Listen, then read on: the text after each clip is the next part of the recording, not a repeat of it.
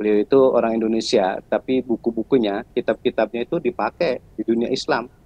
Termasuk kami ketika belajar di Timur Tengah, itu di antara kitab beliau itu adalah Nasoihul Ibad. Nah, itu dipakai di dalam kajian kita, bahkan menjadi rujukan utama ketika kita mengkaji tentang kitab-kitab kuning. Intinya, oleh Asy-Syaikh Nawawi Al-Bantani, itu dikemukakan begini, ini masalah fisik nih. Orang akan merasa nikmatnya sehat itu kalau lagi sakit. Kan tadi bahasa Nabi tuh, bahasa Nabi salah satu nikmat yang sering manusia tertipu atau sering manusia melupakan adalah nikmat sehat fisik. Dan ternyata fisik manusia kayak kita ini, kita berasa nikmat sehat fisik kita itu kalau kita lagi sakit. Tapi kita kalau lagi sehat kadang-kadang lupa. Nah itu maksudnya lupa itu begitu. Saya analogin begini, saya contohin begini. Orang kalau lagi sakit gigi, mungkin bapak-bapak, saudara-saudara, termasuk saya ini pernah sakit gigi. Masya Allah, orang kalau sakit gigi nggak nyaman sekali. Ini kalau kata orang Betawi, ngebetnya luar biasa. Orang kalau sakit gigi itu semuanya sakit, dari ujung kepala sampai ujung kaki. Makanya ada orang kalau sakit gigi, itu dia janji ketika lagi sakit gigi pengen dicabut giginya. Maksudnya apa? Kalau giginya udah dicabut, nggak sakit gigi lagi. Itu ngomongnya, janjinya lagi sakit gigi. Tapi ketika giginya sembuh, atau sakit giginya hilang, itu dia nggak jadi dicabut giginya. Kenapa? Sayang-sayang. Jadi janji nyabutnya itu kalau lagi sakit. Tapi kalau ketika sembuh, lupa udah. Makanya ini salah satu contoh saja, bahwa nikmatnya sehat itu akan terasa kalau lagi sakit. Tapi kita kalau lagi nggak sakit, kita lagi sehat, kadang-kadang lupa. Ya ini yang dimaksud oleh junjungan kita Nabi besar Muhammad SAW. Jadi banyak manusia melupakan atau melalaikan nikmat Allah. Yang pertama adalah sehat. Oleh karena itu, bapak-bapak, saudara-saudara yang hadir di Zoom meeting ini, Masya Allah, nikmat sehat itu memang salah satu nikmat yang sangat besar, tapi justru yang terkecil. Saya katakan sekali lagi, dalam kajian kitab-kitab klasik, kitab-kitab kuning itu, jadi justru nikmat paling besar itu adalah nikmat keimanan. Jadi yang paling besar itu nikmat keimanan. Kita berislam itu nikmat yang paling besar. Tapi kebalikan, nikmat sehat fisik, nikmat sehat badan, itu nikmat paling rendah. Apa pemahamannya atau maksudnya? Begini, orang kalau sudah mempunyai nikmat yang paling besar, nikmat keimanan, itu dalam kondisi bagaimanapun, dalam situasi bagaimanapun, dia tetap mau ibadah. Ya kenyataannya di masyarakat, kita ini semua, orang kalau sudah mempunyai kenikmatan yang paling besar, keimanan, tetap mau ibadah, tetap mau sholat, tetap mau puasa. Bahkan di dalam kajian fikih, seperti yang biasa saya kaji di Masjid Darul Ilmi PTIK setiap hari Selasa Zuhur itu, satu-satunya ibadah yang tidak ada keringanan boleh ditinggalkan cuma sholat. Kalau sholat itu dalam kondisi bagaimanapun, dimanapun tetap wajib sholat. Meskipun kondisinya, maaf bahasa saya, sakit, tetap wajib sholat. Makanya sholat itu nggak ada keringanan boleh ditinggalkan. Yang ada itu keringanan cara mengerjakannya. Kalau masih bisa berdiri, ya berdiri. Kalau nggak mampu untuk berdiri, duduk. Nggak mampu duduk, ya berbaring. Intinya tetap wajib ibadah. Cuma, yang tadi saya bilang ini, yang mau dan bisa melakukan sholat berdiri, nggak sanggup dia duduk, nggak sanggup berbaring, itu hanya orang yang mempunyai kekuatan iman saja. Makanya tadi keimanan itu nikmat yang paling besar. Justru fisik, kesehatan badan, itu nikmat paling rendah. Oleh karena itu menariknya tadi, manusia sekali lagi tidak ada yang sehat 100%. Termasuk kita ini. Ya bisa jadi kita yang masih muda-muda, masih kelihatan kesehatannya. Tapi semakin lanjut usianya, itu semakin kelihatan lemah fisiknya. Dan sinilah yang sudah diwati-wati oleh junjungan kita Nabi besar Muhammad SAW, bahwa nikmat yang paling kecil adalah nikmat sehat fisik, dan nikmat sehat fisik inilah banyak orang yang melalaikan, banyak orang yang melupakan. Kadang-kadang kalau sudah sakit baru mau ibadah. Nah ini menjadi salah ini. Jadi ibadah itu dari mulai ya kita sehat. Ketika kita sakit, ya. Suatu saat karena kita mempunyai kebiasaan melakukan ibadah, tetap akan kita melakukan ibadah. Maka intinya begini untuk yang pertama, bahwa nikmat yang banyak orang melupakan, banyak orang melalaikan adalah nikmat sehat fisik. Oleh karena itu kita mohon kepada Allah Subhanahu wa taala fisik kita ini dijaga, dipelihara ya.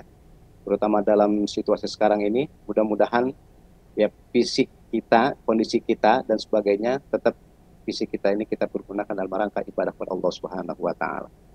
Baik, hadirin wal hadirat yang kami muliakan. Yang kedua ini, kata Nabi, nikmat yang banyak manusia tertipu, banyak manusia yang melupakan, yaitu wal faragh, kesempatan.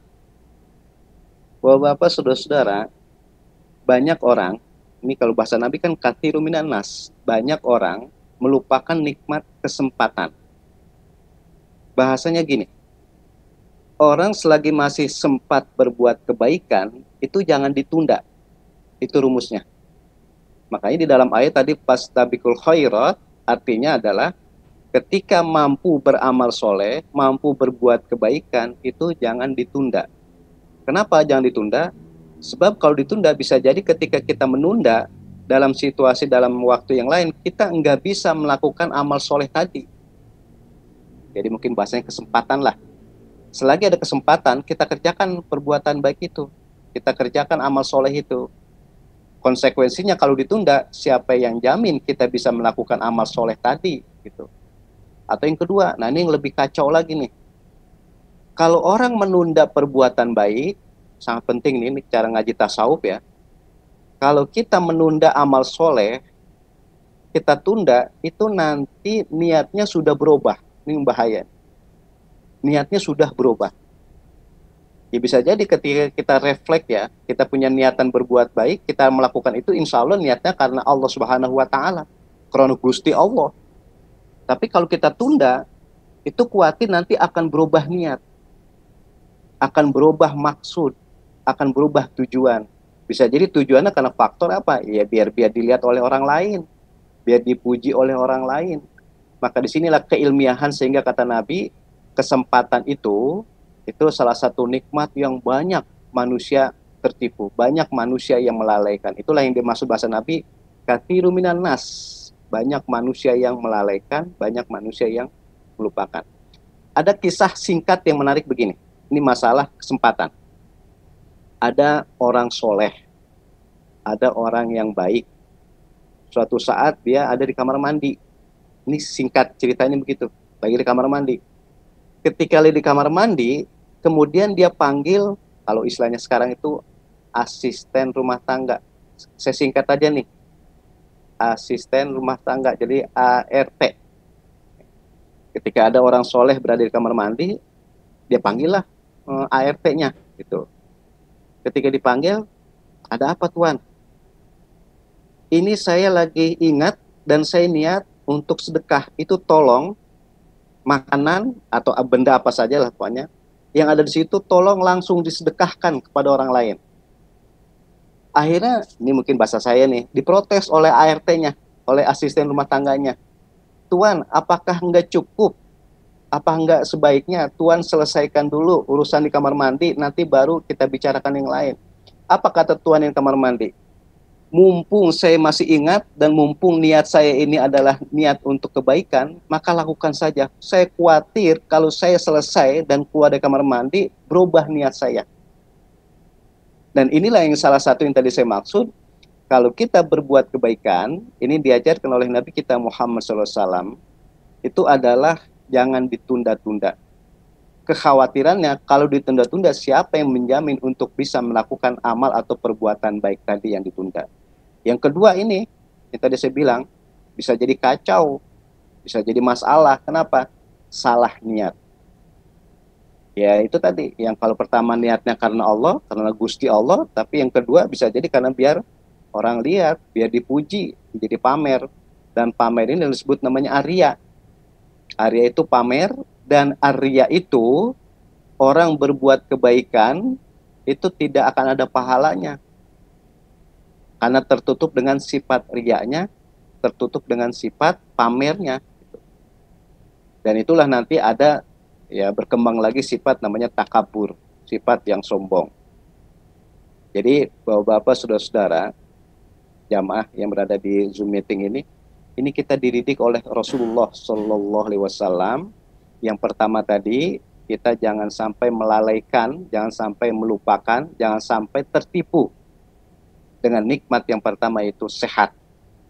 Sekali lagi yang dimaksud sehat itu adalah sehat fisik. Tapi kalau sehat batin itu namanya afiat.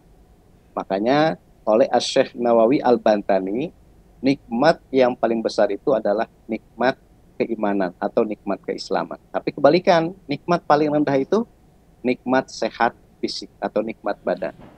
Yang kedua, kita jangan tertipu sekali lagi, kita jangan melupakan namanya nikmat al-faragh. Faragh itu kesempatan. Ya, bahasanya tadi, kalau kita mampu berbuat baik sekarang, ya kita jangan tunda. Konsekuensinya, kalau ditunda, siapa yang menjamin akan bisa berbuat kebaikan atau amal soleh yang ditunda tadi? Dan atau kebalikan lagi nih, mampu berbuat kebaikan, mampu beramal soleh, tapi niatnya berubah. Dan niat yang berubah inilah yang bahasa nanti perbuatan baik itu atau amal soleh itu tidak akan diterima oleh Allah. Oleh karena itu, Bapak-bapak, saudara-saudara, jamaah yang berada di Zoom meeting yang kami muliakan, kalau kita telaah lebih jauh lagi, nih, itu sebetulnya banyak kenikmatan-kenikmatan yang kita sendiri nggak tahu dan kita nggak merasakan. Apa diantaranya lagi? Selain daripada kenikmat kesehatan yang tadi akan terasa manfaatnya kalau orang sudah sakit. Tapi kalau masih sehat kadang-kadang melupakan. Saya nyebutnya kadang-kadang ya. Sebab tidak semuanya orang ketika sehat melupakan. Enggak. Mudah-mudahan kita termasuk ini. Ketika kita sehat kita pakai buat kebaikan. Kita pakai buat ibadah. Di antaranya lagi banyak manusia yang terlupakan. Ya bahasanya yang melupakan atau tertipu. Itu nikmat kaya. Nikmat harta yang dimiliki. Maka ada bahasa begini. Orang yang dermawan itu bukan orang yang konsekuen mengeluarkan zakat atau infak, bukan. Sekali lagi, ini kita gandeng aja nih, ngaji fikih, ngaji tasawuf nih. Orang yang rutin mengeluarkan zakat, itu bukan tanda dermawan. Orang yang rutin mengeluarkan infak, itu bukan dermawan. Kenapa? Sebab zakat itu wajib. Infak itu wajib. Kalau orang tidak mengeluarkan zakat, berdosa. Kalau orang tidak mengeluarkan infak, berdosa. Berarti bukan tanda orang yang dermawan itu adalah yang mengeluarkan zakat, infak. Tidak. Akan tetapi, orang yang dermawan itu adalah orang yang mengeluarkan harta tapi tidak dalam status wajib. Maka populer di masyarakat adalah sedekah. Maka orang yang rajin mengeluarkan sedekah itulah termasuk orang-orang yang dermawan. Yang kualitas keikhlasannya lebih tinggi. Ini maaf bahasa saya nih. Orang yang sedekah itu kualitas keikhlasannya lebih tinggi ketimbang orang yang rajin mengeluarkan zakat dan infak.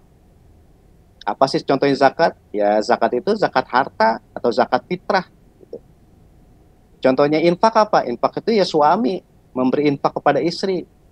Orang tua memberi infak kepada anak. Itu kaitannya masalah wajib. Maka bukan patokan dermawan itu orang yang mengeluarkan zakat dan infak, tidak. Akan tapi orang dermawan itu patokan adalah yang mengeluarkan sedekah.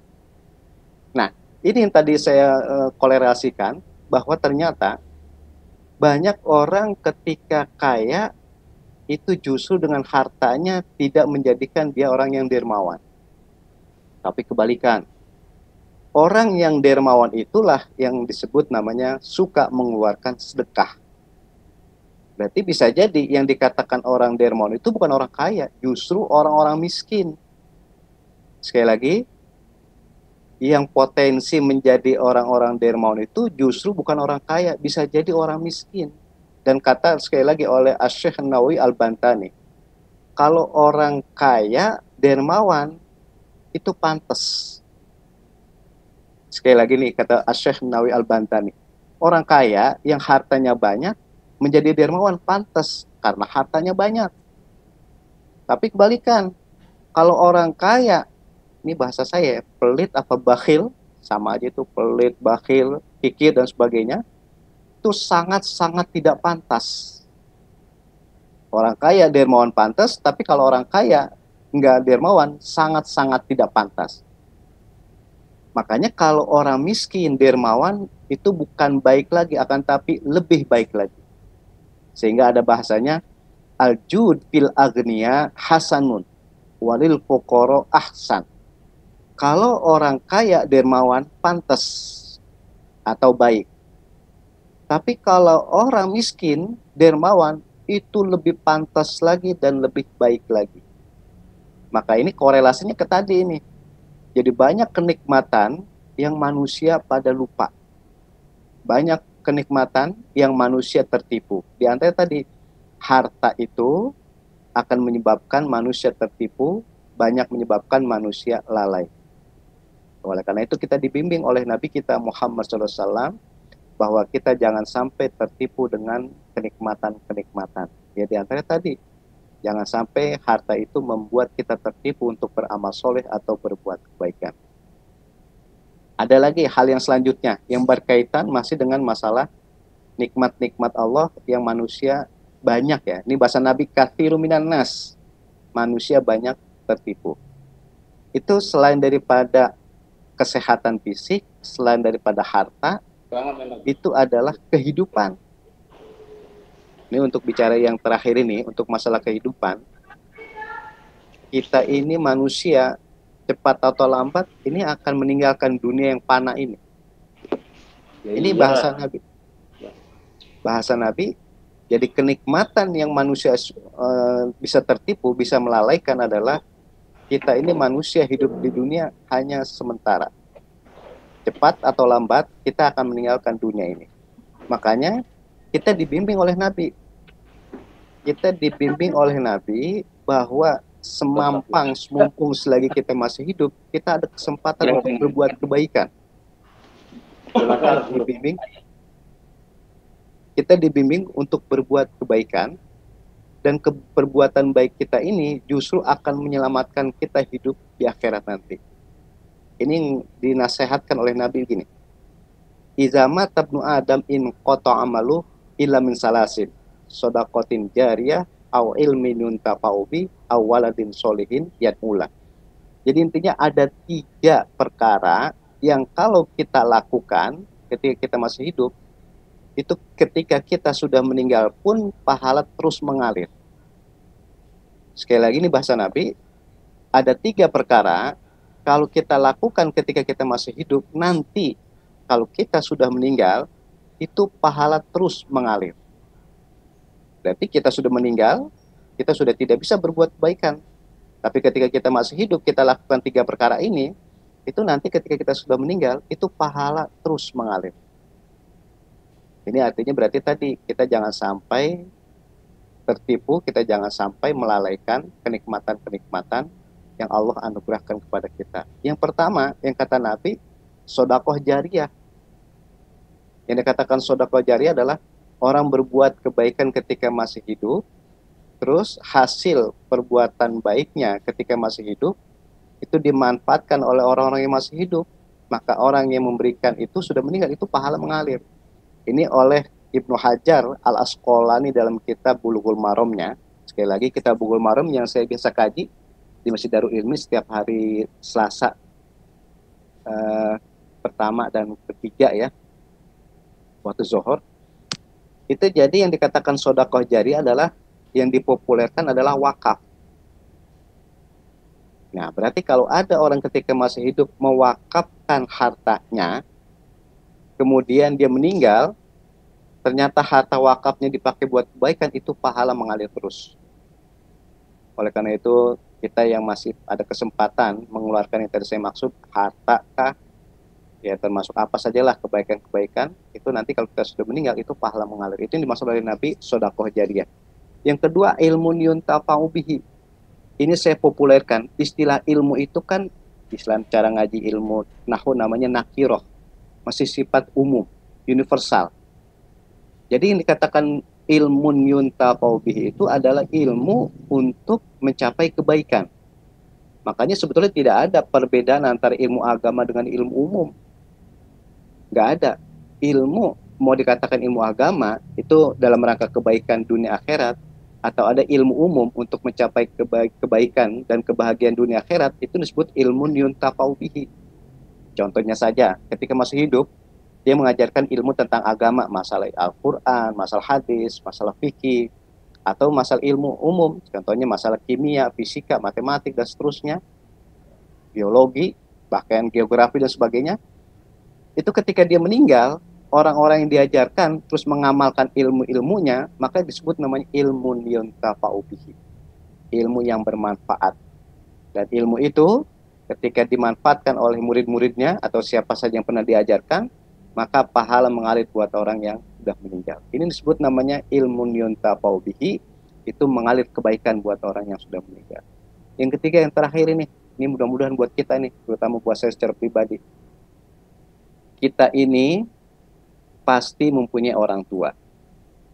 Dan rumusnya di dalam kitab Al-Mawaiz Al-Usfuriyah oleh Imam Usfuri dibilang, inna a'mal al-ahya'i tu'radu aitan fa'ulil amwat. Perbuatan-perbuatan baik orang yang hidup itu akan bermanfaat buat yang sudah meninggal. Yang tadi saya katakan dari awal, kita ini pasti mempunyai kedua orang tua. Rumusnya, kalau anak berbuat kebaikan, pasti, ini redaksionalnya, ketika anak berbuat kebaikan, pasti orang tuanya terkirimkan pahala.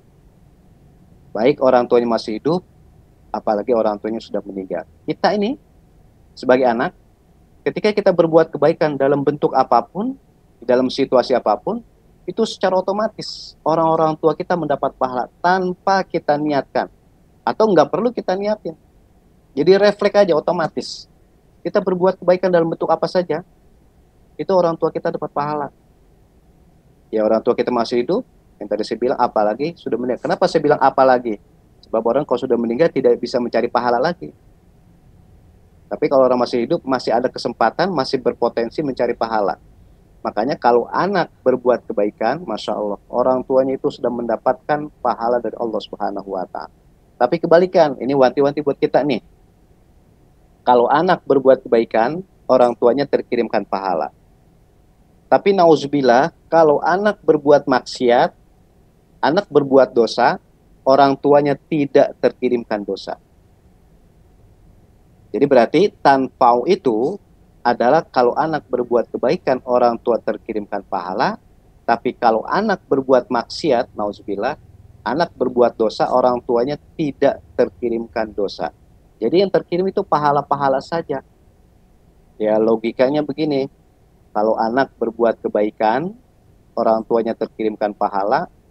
Kalau anak berbuat maksiat, anak berbuat dosa, orang tuanya pun terkirim dosa. Bisa jadi nggak berhenti-berhenti dikirimin dosa. Kenapa? Sebab bisa jadi anak yang berbuat maksiat mulu. Makanya yang terkirim yang baik-baik saja, yang pahala-pahala saja. Ya oleh karena itu mudah-mudahan kita termasuk anak-anak nih, ya. Kita termasuk anak-anak dari orang-orang tua kita yang selalu berbuat kebaikan sehingga orang tua kita selalu mendapatkan cucuran rahmat maghfirah dari Allah Subhanahu wa taala. Amin ya rabbal alamin. Bapak-bapak, saudara-saudara jamaah yang berada di Zoom meeting yang kami muliakan, intinya kembali ke ayat tadi. Jadi semampang semumpung selagi kita bisa berbuat kebaikan, itu berlomba-lombalah berbuat kebaikan itu, atau sesegera mungkin kan, segera mungkin kita berbuat kebaikan itu, sebab kita nggak tahu ya, kita bisa ada kesempatan lagi atau tidak berbuat kebaikan itu, atau kita nggak tahu fisik kita ini masih kuat atau tidak berbuat kebaikan itu. Itu yang dimaksud oleh junjungan kita Nabi besar Muhammad SAW. Banyak manusia yang tertipu atau banyak manusia yang melalaikan dua kenikmatan yang Allah anugerah kepada kita. Yang pertama nikmat sehat fisik, yang kedua adalah nikmat kesempatan. Mudah-mudahan kita termasuk yang dipelihara oleh Allah Subhanahu wa taala sehingga kita akan selamat di dunia dan bahagia di akhirat nanti. Amin ya rabbal alamin. Demikian yang dapat saya sampaikan. Kurang lebihnya mohon maaf. Akhirul kalam. Assalamualaikum warahmatullahi wabarakatuh. Waalaikumsalam warahmatullahi wabarakatuh.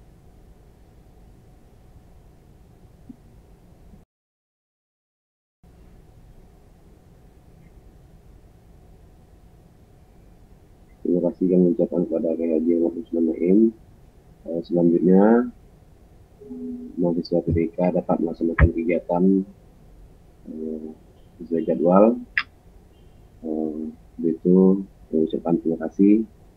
Assalamualaikum warahmatullahi wabarakatuh.